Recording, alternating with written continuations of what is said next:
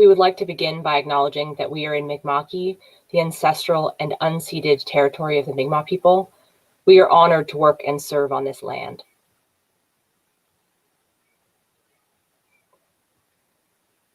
reachAbility stands with the protesters across Canada, the United States, and across the globe, demanding an end to police brutality and racism.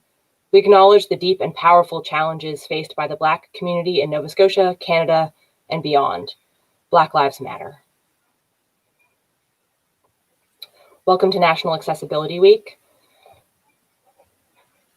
You can check out our reachability.org website to see more information about our schedule and register for remaining programs.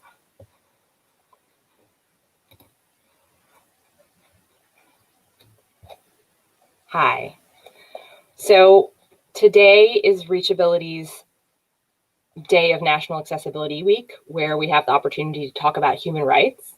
We've talked a little bit about internet as a human right earlier in the week, but today we're going to be focusing more generally on human rights and how the Human Rights Commission serves people with disabilities and how people with disabilities experience that process. So we are going to be joined by two guests, someone from the Nova Scotia Human Rights Commission and someone from the Canadian Human Rights Commission. And I'll be bringing them on in a second. And then after I have a chance to talk to them for a while, they're going to turn their mics off and I'm going to bring on our guest, Paul Vino. We're so lucky to have Paul available to talk to us today. He is a member of the Halifax disability community and advocate and works here for the Halifax government, for the city. And we'll talk more about his work and his experience with the human rights process and his advocacy at the end of our presentation. So stay around for that for sure. So now I'm going to welcome my guests. I think we will see if we have two or one right away. We're going to start with our first guest, who is Alexander Waddell. Alexander, who goes by Sandy, has been affiliated with the Canadian Human Rights Commission since 1998. Here comes Sandy. I can see him turning on. There you are. Hi, Sandy. And his current role involves, Alexander assists stakeholders in understanding their rights and duties under the Canadian Human Rights Act and the new Accessible Canada Act, which of course we've been talking about a lot this week. And oh, here comes Greg Gillis. Yay, excellent. Here comes Greg. Greg Gillis is a senior human rights officer for the Nova Scotia Human Rights Commission, supervising the inquiry process of the dispute resolution branch of the commission. And he is responsible for assessing jurisdiction for potential complaints, which is a super important role in terms of figuring out where your complaint is going to be handled and what's going to happen with it. So we're very lucky to have these two individuals with us. Thank you. Hi, fellas. Hi, glad to be here. Hi. So I'll just check in with both of you. How is National Accessibility Week going for you? Have you had a chance to participate in anything related to National Accessibility Week? It's been a busy week for us. We're putting up resources and planning for other rollouts during the year and taking part in webinars. So there's a lot of good stuff happening right now. Well, we're happy about that. We're happy to hear that. What about you, Greg? Yeah, unfortunately, I haven't been able to. We are working from home. As you can see in my background, I'm sitting in my bedroom. Things are a little different right now for us. And unfortunately, yeah, I haven't been able to participate, but I'm glad to be here today. Well, we're happy you're participating in this way. And also it gives me an opportunity to mention that everything that we did this week is going up on the reachAbility YouTube page. So you can catch up, Greg, when work gets a little bit more spacious, which I know is not often the vibe with the kind of work you do. There's a lot going on. But when you have some time, there's a lot of stuff that I'm sure you would love to dig into. Yeah, absolutely. Great. So I'm going to start by just asking both of you, because Greg operating here at the Nova Scotia level and Sandy at the national Canadian human rights level, I know that they do different things and not everyone is aware of what the scope of human rights is. So I want to ask you just a kind of general question. What is the role of the Human Rights Commission? And also, what are some common misconceptions that might be helpful to clarify for people? And I'll start with you, Greg. Yeah, sure. So the role of the Nova Scotia Human Rights Commission is to promote human rights within Nova Scotia through education and initiatives. So as well to assist in building inclusive communities through our dispute resolution process and our education team. So the dispute resolution branch of the commission, so that's assessing of the possible complaints for our jurisdiction under the Act. So we look at the information that's been provided. We see if it fits within the parameters of the Human Rights Act. So in accordance with the Act, so there's certain criteria that needs to be met for a complaint to be accepted. So our vetting or gatekeeping process is in place to assess if there is an act of discrimination, something such as like a differential treatment, a disadvantage, which would be based on a protected characteristic, which would be such things as race, disability, age, and then the differential treatment or disadvantage would have to be within a prohibited area, such as employment or a housing situation. And then we also look if this has occurred within the last 12 months. So those are the parameters of the Act. So a few things about the commission. So we are a neutral party in any complaint. So we do not advocate for individuals contacting us. We also do not provide legal advice. So our process, we use restorative principles, which looks to bring the parties together for a conference when it's appropriate to discuss what's happened, the impact that's had on both sides of the dispute. I have a quick question about that. If a person has made a complaint and they feel strongly that they don't want to go through a restorative process with the party about whom they're complaining because of, abuse or emotional turmoil, is it optional for them to participate in that? Is there a way to go forward with a complaint that doesn't involve being in mediation with the person you are complaining about? Yeah, I mean, those are things that can be taken into consideration. So every single complaint is different. So, there will be circumstances where it's not appropriate to bring parties together. So we do still have like an investigation report, so a formal investigation that can be done. So that's part of the process. So the investigators, when they get the file, will reach out to both parties and make that assessment, which is the best route for these circumstances. Thanks, Greg. Okay, Sandy, I'm gonna pop over to you for you to tell us what's different or the same about this at a federal level. Thanks. A lot of what Greg just mentioned in terms of the process is similar for the Federal Human Rights Commission. In fact, all of the provinces and territories have some legislation relating to human rights protection, and most of the processes are similar, and there's a great deal of similarity between the grounds that are protected. There are some variations from province to province, but they're not huge. Human rights protection tends to be very consistent across the country. The Human Rights Commission, sorry, I have a phone ringing in the background here. Human rights processes, human rights commissions are screening bodies. In other words, the Federal Human Rights Commission takes complaints and your bat phone is screens ringing. complaints. Yeah. The bat phone is ringing. It's who knows what's happening in pandemic times. But our process is similar to what Greg described in terms of gatekeeping and making sure that there's a complaint going forward. One of the misconceptions about the commission, I think, is that the commission is the body that decides whether or not discrimination has occurred. In fact, that's the function of the Human Rights Tribunal. And in the case of provincial bodies, I think it's fair to say that's the role of the Board of Inquiry, for example. I may get the terminology wrong for Nova Scotia, Greg, sorry. No, it's a BOI, yeah, Board of Inquiry, yeah. Yeah. So the function of the human rights investigation in the federal case is to gather information to make sure that there's enough to go forward to the tribunal to make a decision, as a lawyer would say, on the merits, whether or not discrimination actually occurred. So our commissioners will make a recommendation based on the investigation, whether or not to refer to the tribunal as the decision-making body.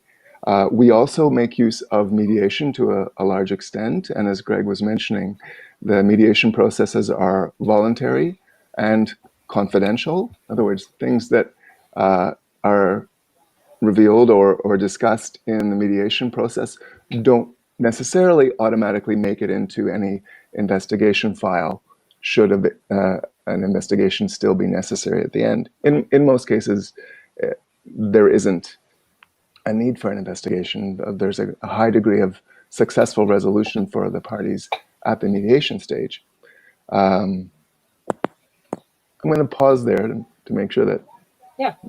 That's a lot of talking. Yeah, that's great. That is a good amount of talking. I don't know if you're like me, but if I'm on a Zoom call and people start talking for more than a minute or two, my brain is like, okay, stay with it, stay here. But I appreciate what you're saying, and I think it was really thorough and clear that and I think it's important to distinguish that it is not a matter that the Human Rights Commission is saying you don't have a case. They're trying to get enough information to find out, like, whether the act and the tribunal or the whatever the local body that's equivalent to the tribunal is. What was that you said, Greg? It's a board of inquiry here. Board of inquiry, yeah.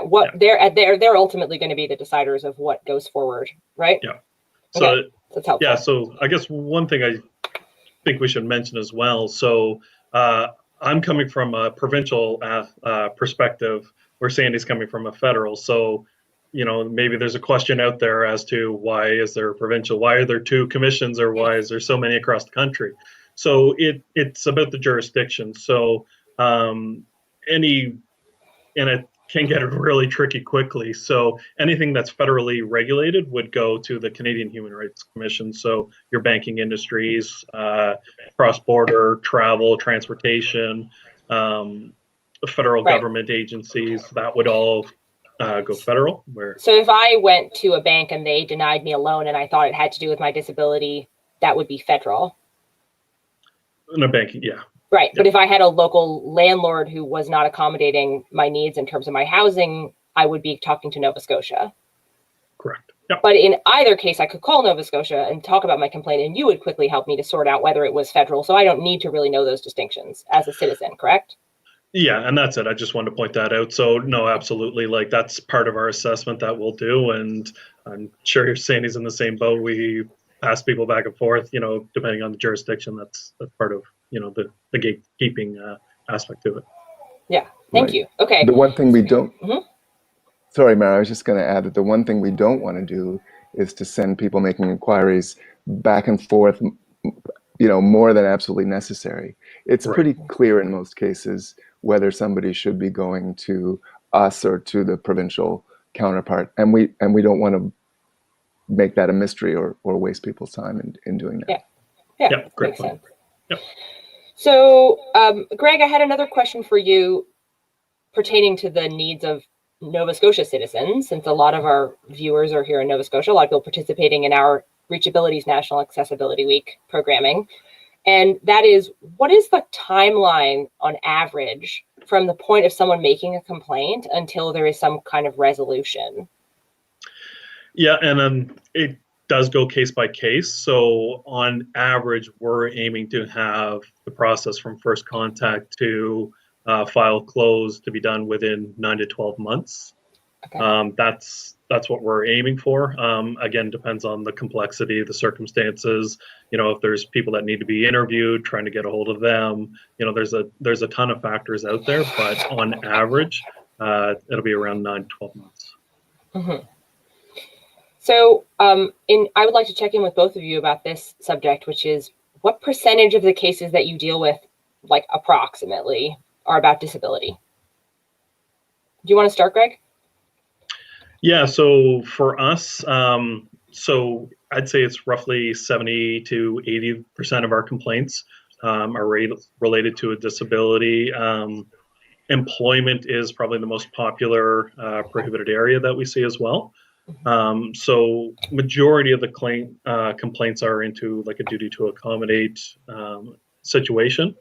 So I guess the quick version of a duty to accommodate, when there's a medical requirement that's been requested by a medical professional to modify the job or service delivery, the employer, the provider, has obligations to accommodate the requests to the point of undue hardship. So the employer provider is able to request additional information and just to clarify how they can accommodate the individual best. Right. And undue hardship is an area of a lot of mystery for people, of course, because it's subtle and people kind of are figuring out what they think undue hardship is in any given situation often, right? Yeah, like there's certain things like you can look at, say in an employment situation, that's where we mostly see it. Not to say it can't be in other areas, but for an example's sake, so an employer, we're looking at factors such as like interchangeability of the workforce. So someone's doing this role, they need a modification. So is the employer, like, what flexibility do they have in the workplace to change those duties or have someone else, like it depends on what their medical information is. The size of the organization will be determining factor in that as well. Safety of the individual or others around. So there's some factors that goes into it. Yeah. Sandy, what is the percentage that you're seeing at a federal level that are disability cases? As in the case of Nova Scotia, it's the majority of our complaints. For the Federal Commission, it's about 53%, according to our last annual report. And again, it's about two thirds of those cases are in the employment area, a little less than a third in the area of services such as banking services. Another area that's actually under federal jurisdiction is broadcasting. So closed captioning on the CBC, for example, became the rule as a result of someone's human rights complaint. About half of the disability complaints that we saw in the last year are in the area of mental health, actually. Mental health accommodation and mental health disabilities are becoming a bigger and bigger factor in that are recognized as areas where there are barriers that exist. That's a big part of what we do at reachAbility, certainly, is getting calls from people with disabilities, and among them, many people who experience mental health disabilities, and working with people for them to understand what their rights are and also what they can ask for in terms of accommodation. Because I think a lot of people, especially with invisible disabilities and mental illness, it can be hard even to know what to ask an employer in terms of accommodation, and learning that you have some protected rights around asking for accommodation is very helpful and impactful for people. So we're really happy to be able to be part of that. So Greg, I'm going to check in with you about something I heard recently about the Nova Scotia Human Rights Commission, which is that there's an African Nova Scotian liaison officer. This is a new role that you've brought in within the last year, correct? Yeah, it is. So the African Nova Scotian Community Liaison Officer was put in place about 7 months ago. So the commission had heard from African Nova Scotian communities that there was a mistrust in the commission, and there are complaints of racism that are not being brought to the commission.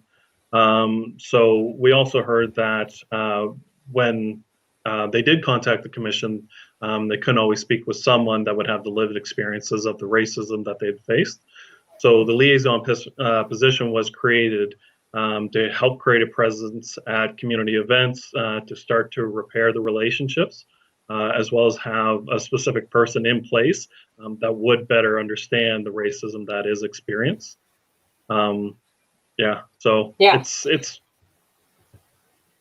It's worked out well. Like I know our liaison officer is quite busy, so it's good to see.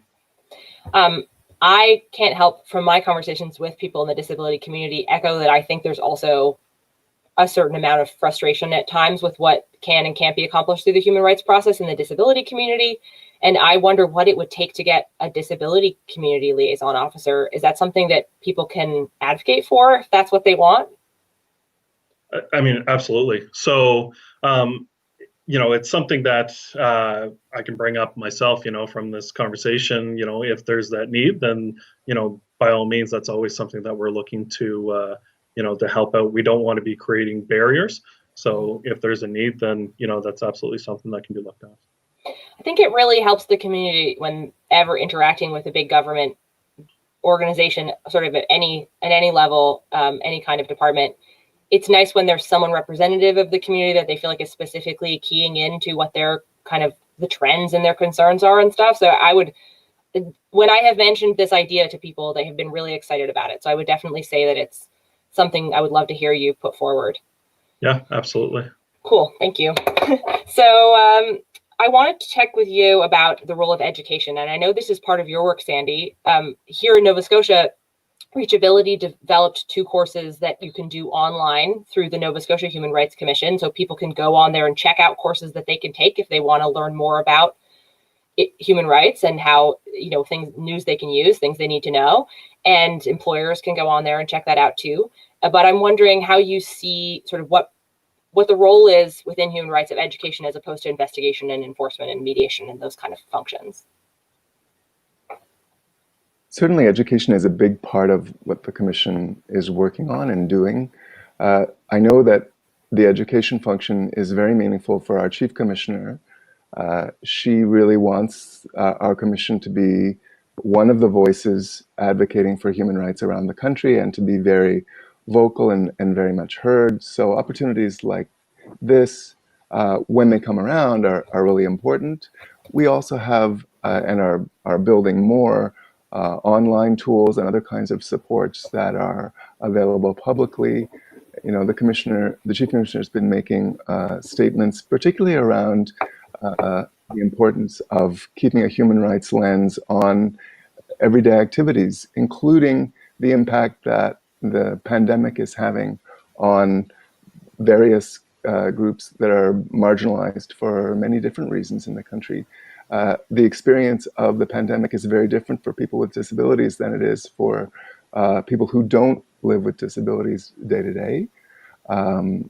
It's very easy to point the finger and blame sometimes in political and civic life, and that is having more of an impact on racialized groups potentially. So the education piece is a big piece nationally and internationally for our Commission. Collaboration with other bodies through the UN and through CASHRA, the Association of all the human rights bodies in Canada. That's a very important outlet for education and keeping human rights in public knowledge as much as we can. That's great. I always think if there's an opportunity to get the information to people and be coming at it from an education perspective before a complaint happens, obviously it seems like we'll move things forward more quickly. And we definitely experience that in our work at reachAbility when we contact employers and do training with employers. Then when we encourage people with disabilities to go and apply there, they go and they have better experiences working in those environments versus us going and contacting employers after something's gone wrong and saying, by the way, we would really like you to, accommodate this person in this way. It's very true. In a lot of ways, the complaint system is the last resort. The more we can do to educate and give people the tools to prevent discrimination from happening, the better it is for everybody. Greg, I guess I will check in with you. How is the Nova Scotia Human Rights Commission using education as part of your mandate? So that's it. It's directly in our mandate. So we have another branch. So I work in the dispute resolution, which is the complaint process. Another branch within the commission is the RREI, so Race Relations, Equity, Inclusion.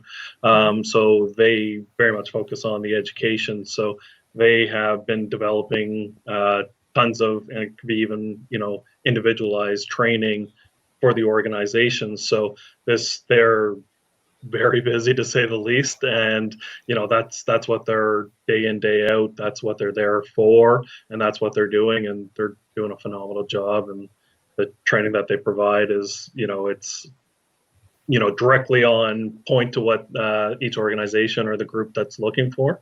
So is this a kind of situation where the Human Rights Commission is mandating people to go to training, or is it more that people in the community are reaching out to you and saying, we think we need some training on this, and then they're developing? So it can be training? both.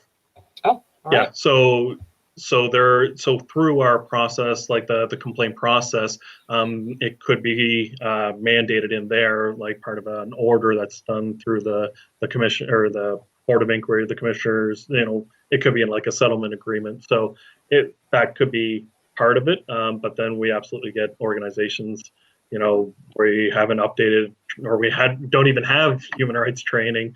Can we work with you? And that's what they're there for. Cool. I had a question from the audience that popped up, and I haven't addressed it yet, so I wanted to jump in. It's slightly out of turn with what we're talking about, but back to where we were. I don't know if you can speak to this, but if either of you have any thoughts of examples of what kind of accommodation people with mental health disabilities could ask for from an employer. Perhaps maybe that's something employers are being educated on right now. Do you have any thoughts on that, Sandy? One or two. I was going to ask Greg to weigh into, but we may have lost him temporarily. He just disappeared for a second. So much depends for accommodation measures on specifics of each job. So it's difficult to say, this measure is going to work in the case of the person bringing the question or people in that workplace. But it can be as simple as something like looking at varying work schedules to break up the workday or to sort of ease burdens of work pressure that may need some looking at from the point of view of the person requiring accommodation. We encourage flexibility in, I would say, all cases as much as we can. Look at the specifics that are attached to each job. What are the requirements of that position? And how can we encourage the parties to be flexible and look at doing the same work in new ways, perhaps? It might be looking at flexibility in terms of leave to continue with outside of work supports or mental health professional care. Anything is potentially up for grabs in terms of looking at a solution. The point about accommodation is that the more the parties are focused on solution finding, the better it tends to be. It's a goal that can be very much win-win, because if someone is feeling supported and properly accommodated at work, there are very clear indications in the research about how that person's productivity, their sense of engagement and loyalty with the employer all tend to go up. So we want to encourage employers to think about accommodation as a solution finding process. I like that. We always talk at reachAbility about win-win-win, which is sort of Tova Sherman, our CEO's notion of like, your employee is going to benefit, you're going to benefit because you have an employee that's going to be really committed to you and working in a healthy way, and the community is going to benefit as well, because when you have an inclusive work environment, you have a work environment that's going to better serve the community too. So we're always encouraging that. But I think what you said to the point of it's so individualized. That's why if people have a thought about how they could be accommodated, sometimes I would encourage them to reach out to reachAbility, because we talk sometimes through these things with people, like thoughts for what they might want to ask for. We definitely have encouraged people to talk about varying hours based on things like, I have a hard time getting up in the morning because of my condition or whatever medicine I take. So maybe I can start my shifts later, or maybe it's varying tasks or more of a variety of tasks, or taking a leave, all those kinds of things. It just has to be case by case. There isn't like a laundry list. Unfortunately, it would make everything easier if there was a laundry list of what we can ask for when it comes to supports. Do you have any thoughts about that here in Nova Scotia, Greg? Yeah, sorry, I cut out there, so I think I missed the first part of the discussion, so I don't. Yeah. The question was from the audience. It was just someone asking, what kind of supports can we ask for if we have a mental health condition in terms of accommodation from an employer? Yeah, and I think you just said it, like there's not a list. So one thing we look for is what's the medical information. So it's always, work with your doctor to see what accommodation you require based on your situation. So that's what I would recommend. So, I mean, you've provided some good examples that are pretty common that we see, but it really depends on, your situation and what you require. So, yeah. Yeah, I think that's a point that we hadn't gotten to, is that it's very beneficial to talk to a doctor and get something in writing, for example, that can really help the process. So I appreciate that, Greg. Yeah. So I'm going to move on to a question for Sandy, jumping to a big one, which is in terms of the ACA. We're hearing a lot about the Accessible Canada Act. We're very excited that it passed and that we have this protection in Canada. But now, what does it mean? How is it likely to change things in terms of human rights? And what are you seeing? I think the simplest way to put it is that the Accessible Canada Act, again, it operates in federal jurisdiction. So it's talking about the bodies and employers and service providers that are directly within the responsibility of the federal government, including federal departments and agencies. And the commission, our commission itself, is subject to the Act. But what it means is a culture change, essentially. One of the important features of that is that although we've talked about accommodation and human rights complaints up till now, the purpose of the Act is really to shift the burden off of the complaint-making person and onto the employers and service providers and society in general, instead of relying on individual accommodations so much, putting the emphasis on proactively looking for and eliminating barriers before they create problems. What that means is that accessibility will make workplaces, points of service, more integrated for everybody. So there's a more consistent experience across Canada for anybody who requires service to do that in a way that meets their needs, doesn't have any barriers, including, I think it's quite interesting that the legislation specifically mentions barriers of attitude, which we don't see. There isn't equivalent language in the Human Rights Acts, as far as I know. So whether it's a physical barrier, a practice, a habit of mind, all of those things can create the potential for less than inclusive, less participation for people with disabilities. And the legislation is aimed at changing that across the system. So there can be a lot of good that is accomplished through a human rights complaint process, but it can be burdensome for the people with complaints to make, right? And we want to change that. We want to make society more inclusive, more integrated, and more fair, really, for everyone. I love to hear that, because I definitely, as I was talking to various people in the disability community here this week about their experiences with the human rights process, I would say burdensome is a very good word for their experience of going through the process, that it was lengthy, that it was difficult, that, that it was unsatisfying, or whatever their experiences, they varied. But I would definitely be excited, and I know the community around me would be excited to hear more about a process where we recognize things that are not working and we start pursuing them without it having to be on that one person to be the case study for why it's not okay, or to be, representing the complaint. I think that's that kind of proactive attitude. We see that, to give a very physical example, we see there is not a ramp on that building. Someone doesn't need to complain that they can't get in. But then when it comes to attitudinal barriers, that's really wide open. That all of the invisible disabilities and cognitive disabilities make for a lot of complex complaints as well, for sure. I'm looking forward to seeing what you guys can do with it. The other thing that's new, I think, in the Accessible Canada Act is that we're building a spirit of collaboration. There are a number of agencies that have authority over whether processes are accessible. The Canadian Transit Authority, the CRTC has a role, the Commission has a role. All of those agencies are trying to collaborate more, and the Commission is working with ESDC, which is driving the process of the new regulations, which are going to be a key piece. That kind of collaboration will, I think, mean less, you don't come to the Federal Human Rights Commission, you go to the CTA or you go to the provincial. We're trying to eliminate that door-to-door kind of process. And that's another area where there's burden on the user, right? So the more collaboration there can be among agencies in the federal world, the better it is for the community of people with disabilities. Sorry, there was one other.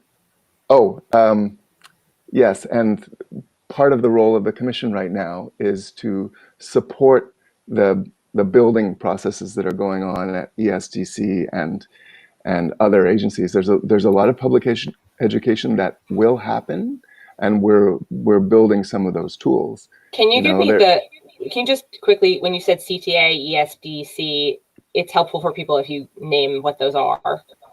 So sorry, the Canadian Transportation Agency is the body that regulates, licensing and will take complaints of people's experience on, say, Via Rail. There's a number of ways that if you get poor service from a transit provider like Via, you could make a human rights complaint. You can go to the CTA, the Canadian Transportation Agency. Sorry, I speak in acronyms because I've been with the Federal Civil Service for a little while. You've been in It's an acronym land for occupational a long hazard. time. So ESDC is employment, the Employment and Services Ministry of the federal government. But that's the department that actually sponsored the new Accessible Canada Act.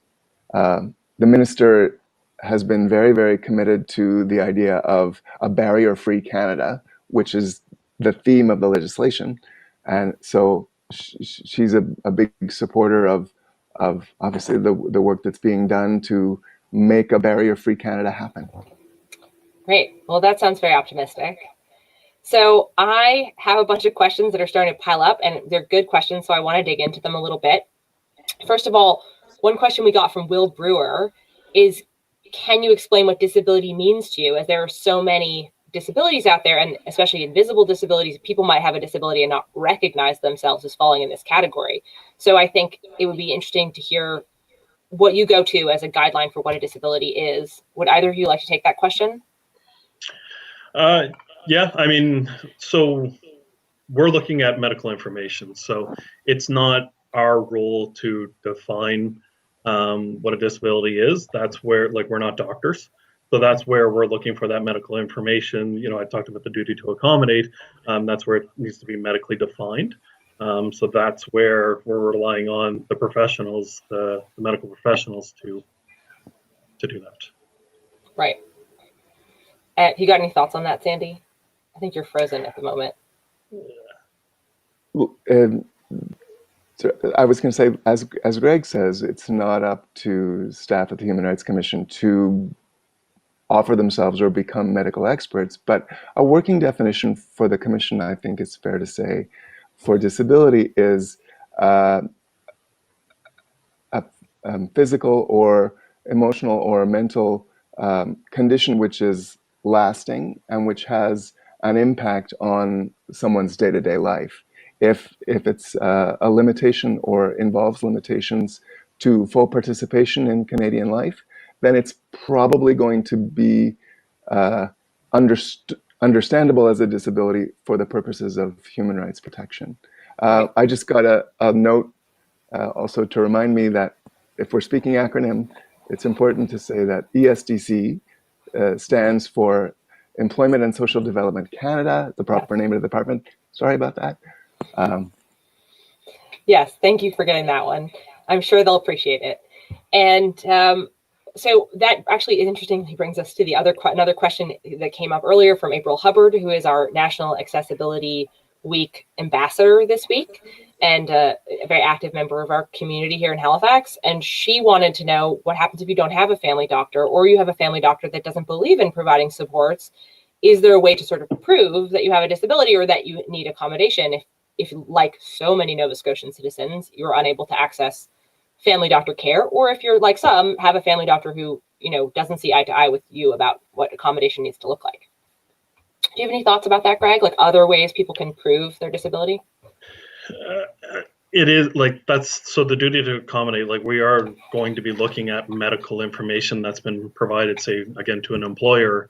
So what has the doctor said? What is medically required? So that's part of the assessment that we would be looking at. Yeah, unfortunately, I don't really have another answer other than the medical field is what some of the information we'll be looking for. Well, I can say I am not Santa Claus and can't give everyone family doctors, but I have been known to find a doctor who can do an assessment with someone who doesn't have a family doctor. And I think that is something social workers can sometimes help with, or other community workers can sometimes help find a doctor who is willing to, sign off on a report explaining what the person's situation is. So that's one thing I can contribute Yeah. to the discussion. That's great. Another one that came up from the audience, and is Sandy frozen for you, Greg? Because I'm not seeing, he's frozen for me right now. Sandy, are you there? I am here. Oh, great. Okay, I can good. see him, yeah. Okay, good. Sometimes, yeah. Anyway, as an employee, this is our question. How do you help an organization or employer become educated on the importance of accommodating a person with a disability? Do you want to take that one, Sandy? I think there is definitely a role for individual employees in helping their employer understand what accommodation means, and just to clarify understanding about what human rights are in the workplace. One thing, if I can also maybe roll into this answer, a important point about the Accessibility Act, which is it's a way of putting into action the principle of nothing about us without us. And people with disabilities are being involved at every stage of how the legislation is being rolled out, in decision making, in developing regulations, and really in making a barrier-free Canada real. Having said that, I think that there's a line between making education the responsibility of the employee himself or herself exclusively, and involving and taking action within your own workplace. There are resources online that employees can use to support their arguments with employers, or their discussions. I don't mean arguments in the sense of like, I mean the points they're making with their employer. But if someone doesn't feel like shouldering all of that work himself or herself, there are other organizations out there that will be able to assist in making some educational choices with the employer. And the more we can share those resources among ourselves, the easier it becomes for a lot of employees. Yes. Certainly that's something we do at reachAbility, is employer training. And if someone, is talking to their employer about the need to accommodate, and that employer is open to the idea of training, they can definitely encourage their employer to reach out to us at reachAbility to find out what we're doing for training. I can also say that, call us on the Nova Scotia level. We do talk to employers fairly regularly. They'll call us up and say, what are my obligations in this? So we can definitely tell them, we can provide information. We don't get into legal advice, but, we definitely talk to employers as well. So we can provide, information to them as well. Can employees call you and say, hey, something's going on in my workplace, can you reach out to them about some education? Or is that not something that happens? Because I think at the Department of Labor, there's some form of that where you can tell the Department of Labor that you want your employer to be more clear about what the rules are. It depends on the situation. We have built into our policy an early resolution a process. So if we have talked to the individual, then it's possibly a complaint we would look at.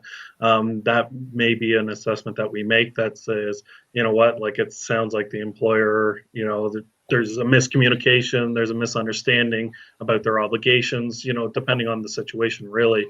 But that is something that we could do if it's appropriate, instead of going through our full, 9-12 month process. That is something. Yeah, that sounds helpful.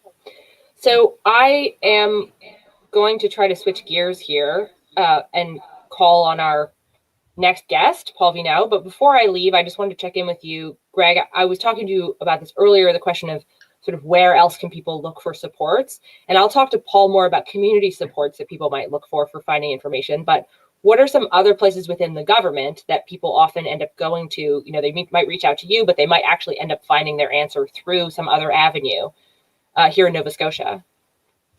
Yeah, and I mean, that's part of what we'll do as well. So when an individual calls us up, if we feel that there's, someone else that they may or may not need to talk to, like labor standards would be an example, the Office of the Ombudsman, Superintendent of Insurance, legal advice. So we would, possibly say the Legal Information Society. So yeah, if we're able to, we try to provide, another resource that someone, if could be appropriate, that they could reach out to there as well. Great. Thanks, Greg. Thank you, Sandy. No problem. It made me feel optimistic talking to you today, and that's Mara. always a good place to be in this current moment. And I'm gonna get you to turn your cameras off. We're gonna say bye, and then we're gonna bring Paul on. All right. Thanks for having me. Thanks for coming. So while we're Good day, waiting everybody. bye, Sandy. Thanks for joining us.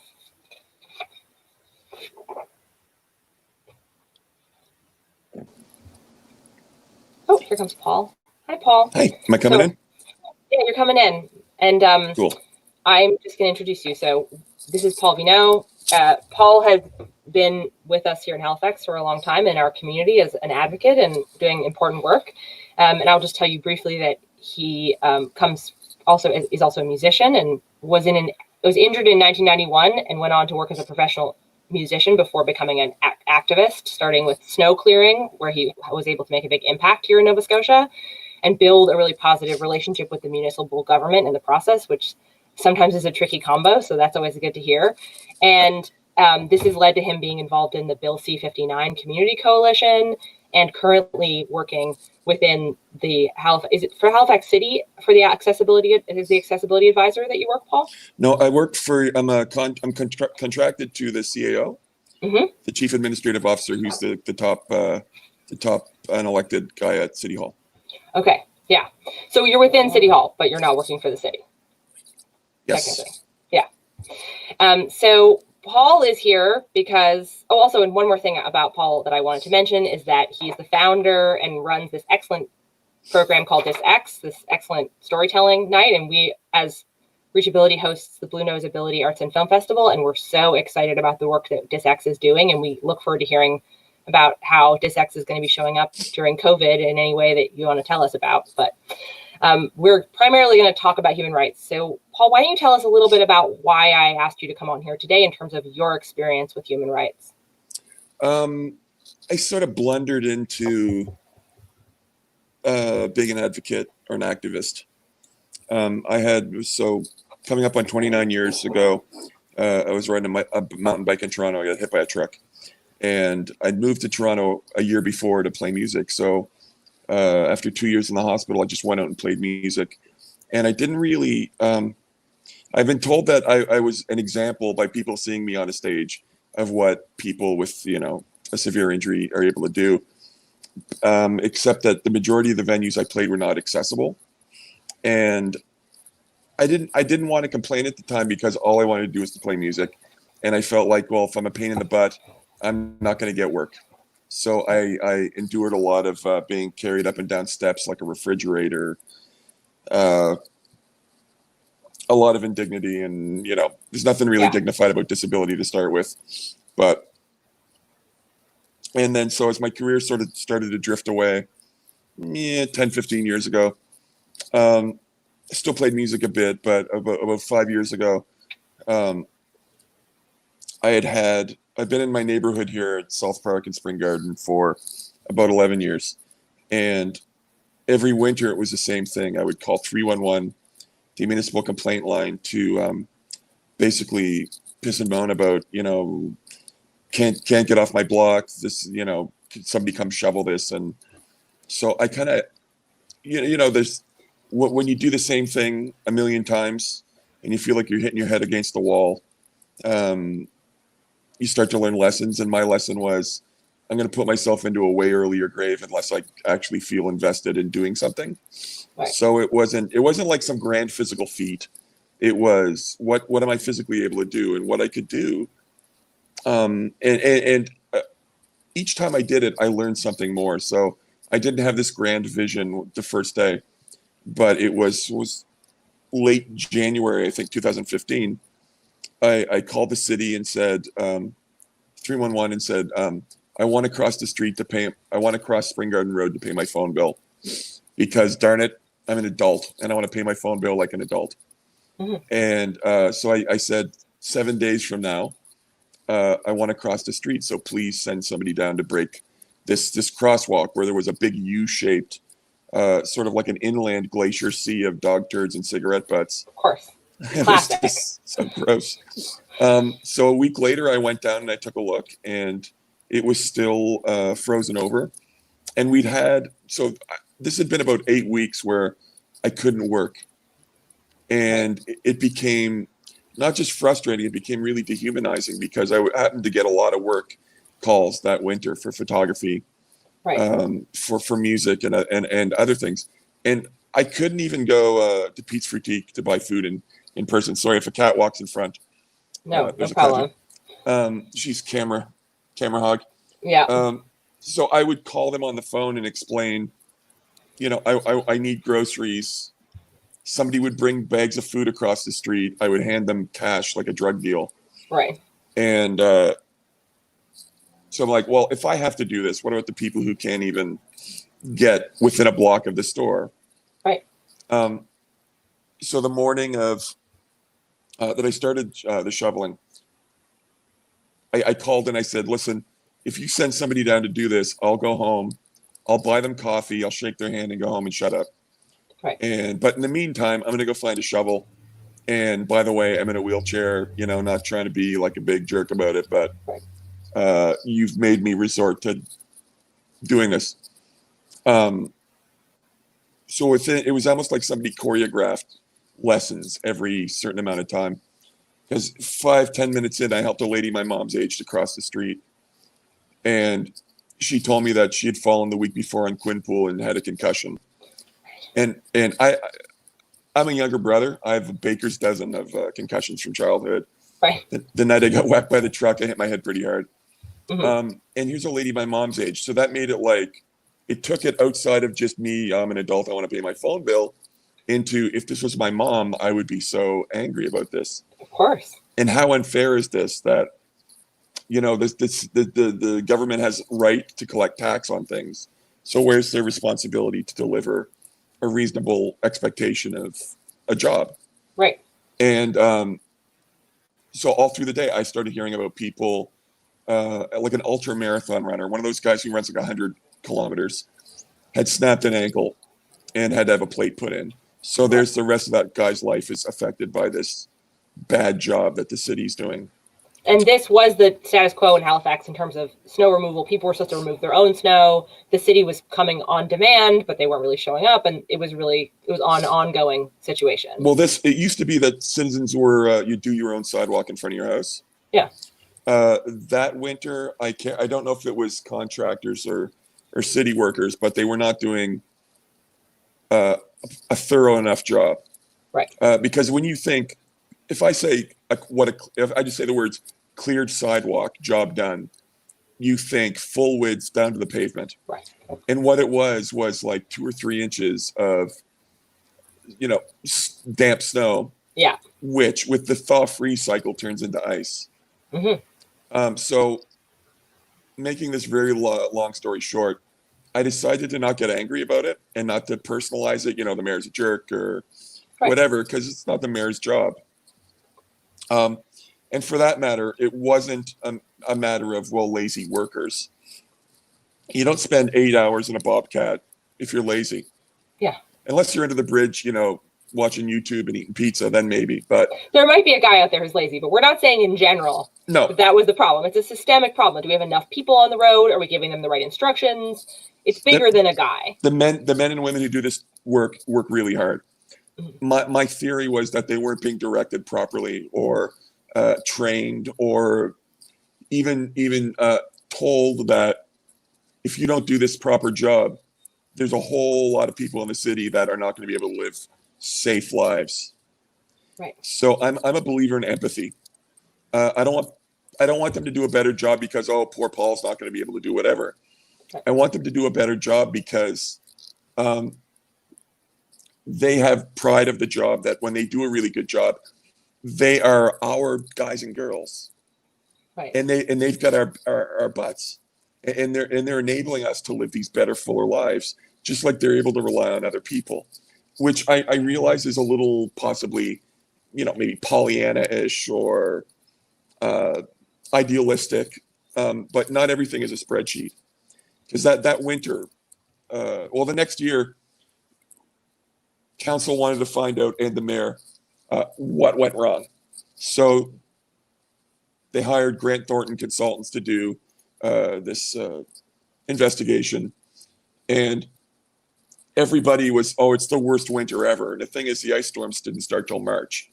Right. The fact is, in November, at the first snow, it was never cleared full width down to the pavement. Right. And it was cold enough that it stuck.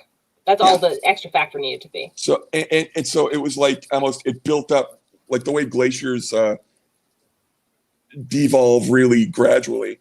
This built up fairly gradually as well. And until the point where it literally was like doing masonry work with picks and shovels. Yeah. To break down to the pavement. And that's what I did for about 3 months. That first day, it had to only be me because somebody would take a picture from the bus of me sitting watching somebody save me. So it would be, and I hate the C word, but it would be poor crippled Paul saved by a heroic citizen. No, it would be poor cripple saved by a heroic citizen. Yeah, they don't know your name. It wouldn't matter because everybody would look at this picture and marvel at the beautiful human nature of how this hero saved this poor, disfigured, whatever. And I know you can't control, your story once it gets out. So I wanted to sort of massage it a little bit in the beginning, just to sort of, so I would be able to state my case, which was, I'm not pissed. This is not personal. Mm-hmm. And so I have this belief that systems are impersonal and they discriminate, but the people that work in the systems are reachable. And when you reach them by not just doing this, you suck, you're ruining my life. There's a time for that, but you don't start with that, I don't think. I don't, because I want people to see that, this is about changing hearts and minds. And to me, that's how you get to real lasting change, is by changing values, not by, like, it's great when things can change overnight because you get what you want, darn it. But, as a self-taught, whatever I am, I believe that we have to change the way people think and feel about these things, because then it seeps in. Like, nobody questions that it's okay for black and white people to marry or whatever. Like, that's such a crazy, stupid. But the idea that spending a little bit extra money to make sure that the job is done safely for everybody, people still have problems with that because they think a spreadsheet is like a holy relic. Right. And so that winter of, what went wrong, Darren Natalino, who was the snow supervisor back then, pointed at spreadsheets and said, well, we saved money on snow clearing. But what we really did was we kicked the financial can over to the province for all of the healthcare costs. Yeah, we didn't save a lot of money on that woman's head injury. No, and we affected people's quality of life for the rest of their lives. Of course. Which is, I don't know if it's a spreadsheet thing, but somebody could come up with a cost, analysis of that. And there's also, a cost to the economy, even if you don't care about people. There's a cost to the economy of people not being able to work, people not being able to leave their houses, people it's obvious even in dimes and nickels, let alone that human beings. Sorry. Yeah, go ahead. No, go ahead. Yeah, no, that was it. Okay, so you were able to get involved in that process, even just by showing up and being part of the story, that had an effect on that. And then I guess what I wanted to know was recently you were involved in a human rights complaint and a process around that. Would you tell me the kind of Coles notes of how that went down or what was accomplished? Yeah. So I was part of a 6-member group of wheelchair users that took the provincial government to a human rights tribunal. Because they were not enforcing their own health code regulations, which says that for restaurants, places like that, hand washing and washrooms need to be convenient.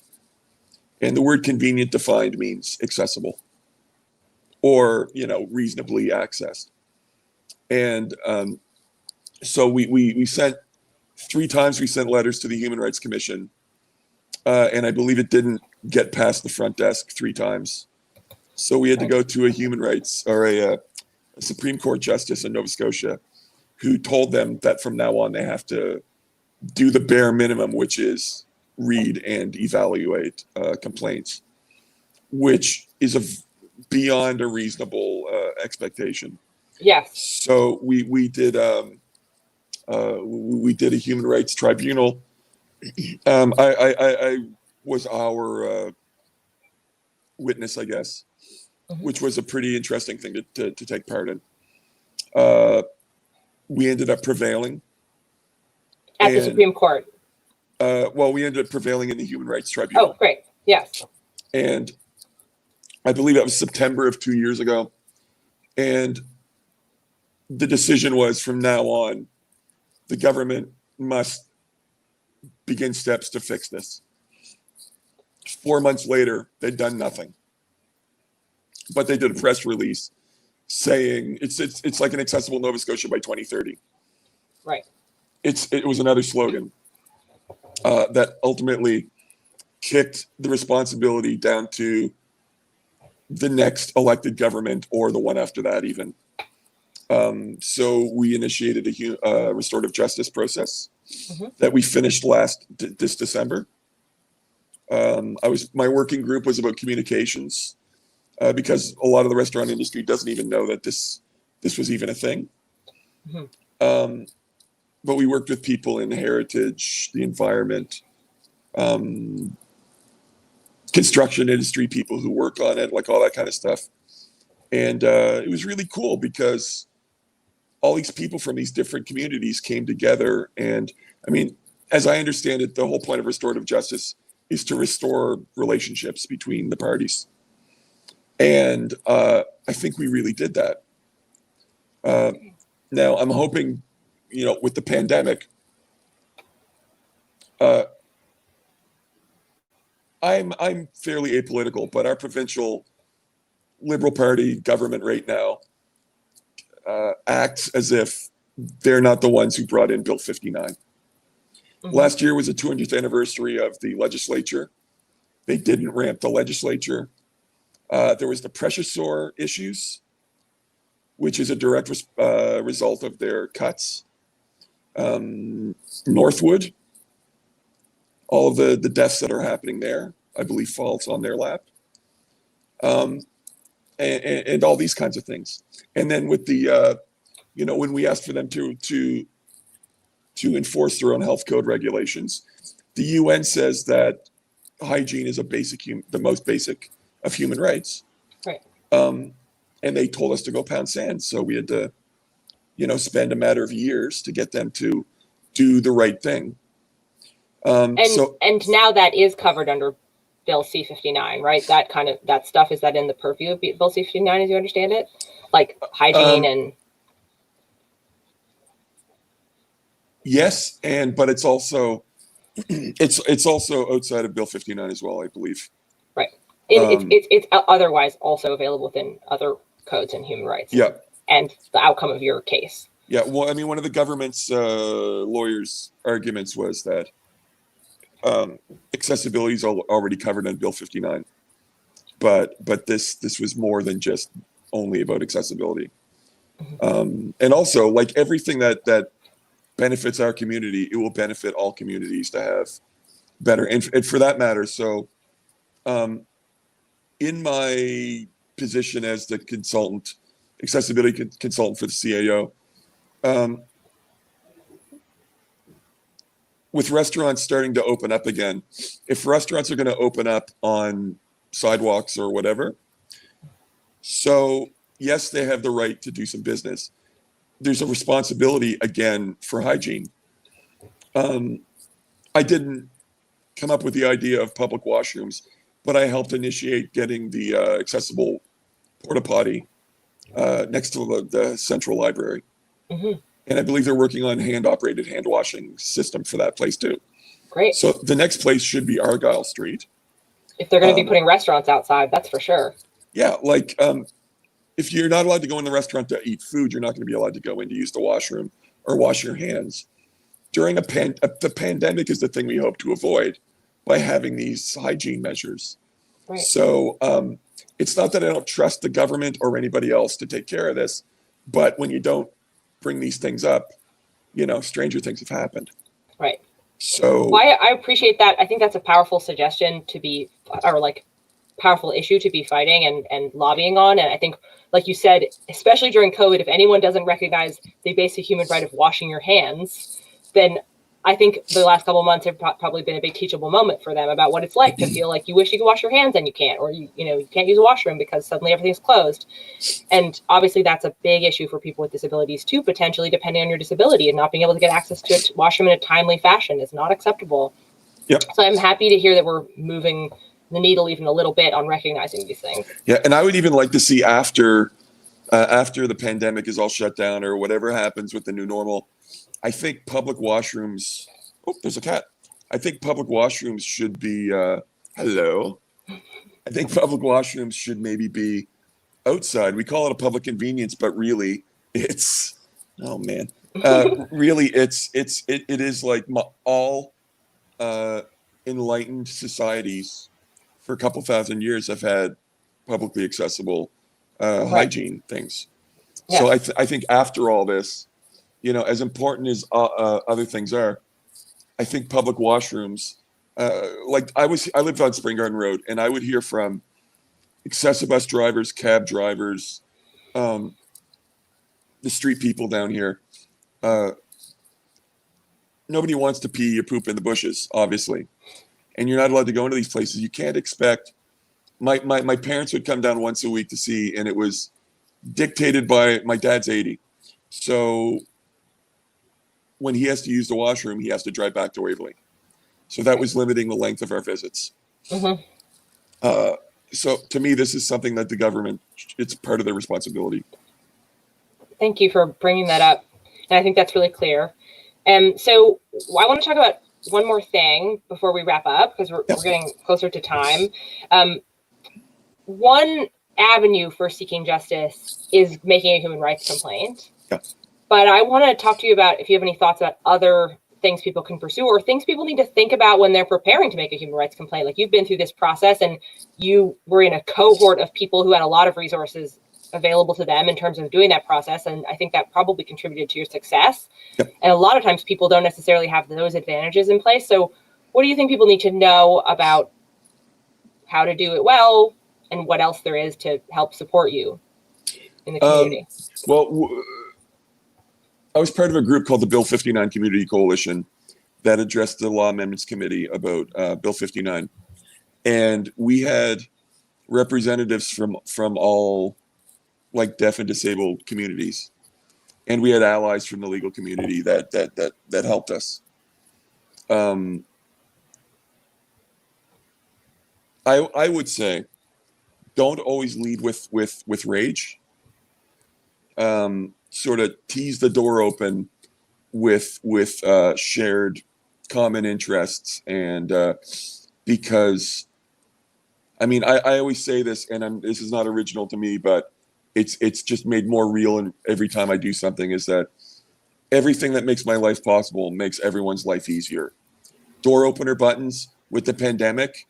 The Uber Eats guys have been working their butts off at delivering from the McDonald's down on Spring Garden Road. And in the night when I go out for air, I see every one of those guys use the door opener button. There's a picture of a wheelchair on there, but really, it's just a button that opens a door. That principle like in every conversation this week, people have been talking about universal design. I've been finding it's just this quality of like, it's going to help someone push their stroller through the door, and a door button is just one very like concrete example of that. But when we design things well, when we have public washrooms that are accessible, they're accessible to the people who are low income, who can't buy a soda in order to be able to use the restroom. Yep. And instead of having 30 typical washrooms in one family washroom that's accessible or whatever, up the number of fully barrier-free things, because in the States, they have like adult change tables for adults with different disabilities. If I go to the airport and I'm about to fly and I have an accident, I have no way to change my pants or to do anything like that. And in terms of universal design, if we have individual stall washrooms that are big and accommodating, that's going to be helpful for you, but it's also going to be trans inclusive for someone who doesn't want to necessarily go into a group stall situation. Barrier-free washrooms are by their very nature open to every single person. So all those stupid arguments about, you know, do you want a man in a dress next to you? It's that idiocy just goes away because that never happens in accessible washrooms. Now, the thing is, I noticed, like, when I lived in Toronto, they built the Air Canada Centre, so I used to go to hockey games. There would be one accessible stall in a big washroom. And there was this, like, it started out as a joke, but the person with the worst bowels in the hockey rink would gravitate to needed the most room in the biggest stall. Mm-hmm. So when you only have that one stall, I don't know if you know what I'm getting at, but yeah, it's not always a pretty situation for the people who have to use it. When I go to Park Lane for a movie, there's one accessible washroom. Mm-hmm. So other people who use it, you know, I'm the guy who has to wait 10 minutes to use the washroom because somebody with really upset stomach wanted the big washroom so they wouldn't be embarrassed in the smaller stalls or whatever. It's like, which might also be their disability accommodation need, but there shouldn't be one bathroom. Exactly. It's reasonable to have more. It serves everyone. Yeah. And when you have more of them, there's less pressure on the waiting for them, or, you know, it being this one exclusive thing. And I'm big on normalizing disability stuff, like those door opener buttons, ramps. It's just technology, and tech helps everybody. And an accessible, fully inclusive washroom serves everybody as well. Right. And I see this in like theater. We're starting to see low sensory performances. Yeah. That's beneficial for a lot of different people. And it could just be ubiquitously an accommodation that a big theater is going to provide with a production. And we're seeing it at Neptune, and that's really exciting. So that's the universal design piece. And then sort of the other piece, I guess, is how do we prepare? So if someone's calling me and telling me that they have a human rights complaint about their landlord or their boss or how they're being treated in a public place, then the first thing I'm going to say to them as a social worker is start writing things down, keep copies of your voicemail, keep copies of your emails, you know, like this is an evidence-based process. So recognize that you have to start collecting evidence if you're going to make any kind of headway here. Do you have any other thoughts, having gone through the process, about what people can do to prepare? Yeah, everything needs to be documented because if you don't have dates and specifics, then, you know, it just becomes he said, she said stuff. And take away all of the opportunities for you to get slam dunked on. And find a lawyer if you need that does this kind of work, that knows you don't have to educate them on things about disability rights. Like, we were really lucky to have David Fraser work with us on the Human Rights Tribunal. Right. And he was a great resource, and he also became a really great friend.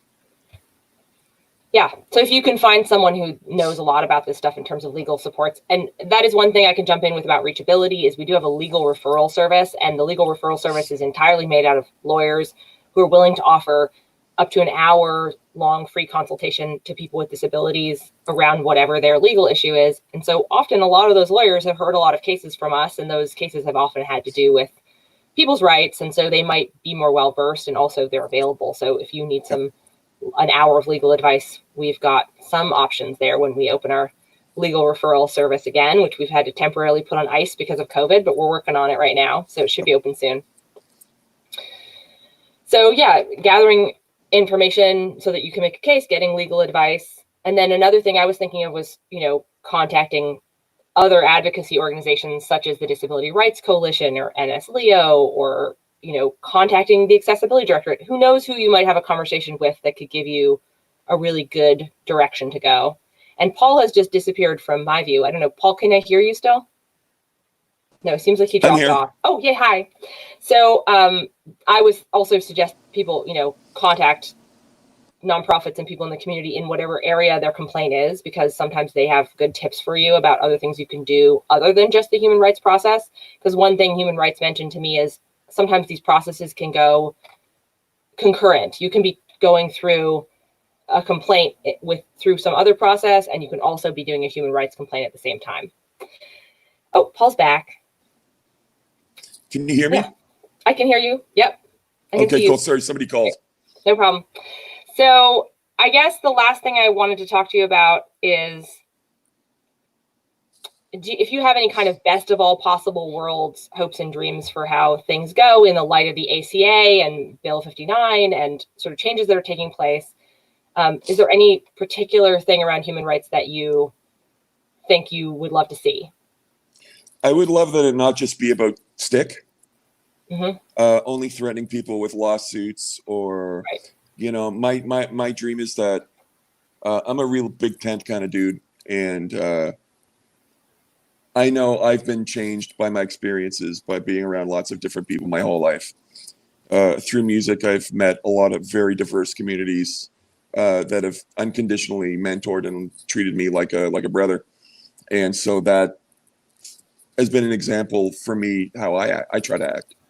Yeah. And nobody's perfect, and I fail constantly. But you know, that we be the example, and people see that we're right, and that they change and they join in our fight with us, and they just it just becomes the way of doing business, because that's what it should be.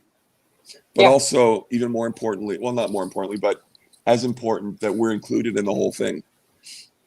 That comes back to that nothing about us without us part that Sandy was Exactly. talking about earlier. We just can't do these processes without being in collaboration with the people whose lives we're talking about primarily. Yep. Yeah. I also screw up every day, Paul, so thank you for being the first to admit it. And I think one thing that really brought up for me was Tova always says people change through two ways, through education and osmosis. We're Yep. going to actively educate, and we're also going to be in people's lives, in the community, in the room, in the conversations, and then just through collaborating and meeting people who have these different disabilities, we're going to all become more sensitive and more intuitive in terms of our understanding, instead of someone having to come along and go like, really, you built this building and I can't get in, or you have this hiring policy that's completely discriminatory against my mental illness or whatever it is. We're going to lower those barriers just by people being more connected to each other to some degree. In addition to enforcement, I am also pro enforcement when it comes to, there's Me just too. things that you can't get away with. You just can't, there should be building codes, that kind of thing. It's just simple. Yep. But also, we need to not just rely on people. We need to have written policy. Like I had a deaf citizen come with me to City Hall to do sort of an audit, and she said, I was going to call an interpreter, get the bill, and then submit it to my office for reimbursement. And it was Dr. Linda Campbell. And Dr. Linda Campbell said, just tell them you need an interpreter and let them struggle with that, because it made it real. Mm-hmm. And it also, it showed that we need to have a written policy for this kind of thing at City Hall. Right. Like when we have public events like flag raisings and things, we'll have ASL. But it's not written in policy at the moment. It lives in the people who organize these events. Right. So when these people move on to their next job, the sort of these values move along with them possibly. So we need That's to a have risk. we need to have these enduring documents of standards, of minimum standards. And like when our first few COVID press conferences from City Hall did not have ASL interpretation. Right. And they knew that they should have it. And not that me emailing them caused them to do it all of a sudden, but after an email and both the mayor and the CAO saying, you're absolutely right, we do, it was sort of helped them, I think, reminded them of the, how actually important this really is. Right. They had an interpreter for the next one. Virtual council did not have CART or captioning for the first handful of. I know in the IT guys were looking at it as a problem to solve, but I went to some friends in the deaf community and passed along possible solutions, and I think one of them led to them now finding a way to have it work. CART working with, they figured a solution anyway. Yeah. So we experienced a similar thing this week. We have CART interpretation. We also have sign language interpreters on call for all of our events, but the way we wrote that in our programs wasn't abundantly clear to people. So they were reading it and thinking we were saying, kind of, call us if you want us to arrange sign language interpretation. And they know that that's probably not realistic. So people don't even bother. And we didn't know that because this is a learning experience for us. So now we've learned that it's going to go into our policy for next year. that we know sort of how best to communicate about what's available so that people realize it's really available and it's not just like us putting a disclaimer like we can accommodate you. We really have a plan.